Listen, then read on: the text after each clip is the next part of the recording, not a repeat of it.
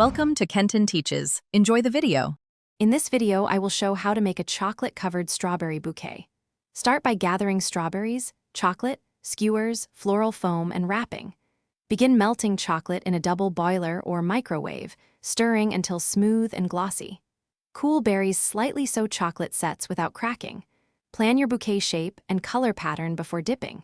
This keeps the process calm and creative and helps the final arrangement look polished. Melt chocolate slowly and test a single berry to check temperature and consistency.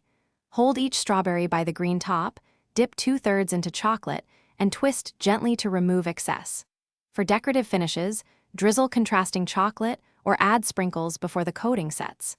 Place dipped berries on parchment with space between each so they cool evenly. Keep a tray in the fridge briefly if your room is warm to speed firming. Start by inserting skewers into the base foam to map out height and shape. Work from the center outward, placing larger berries lower and smaller ones higher to create depth.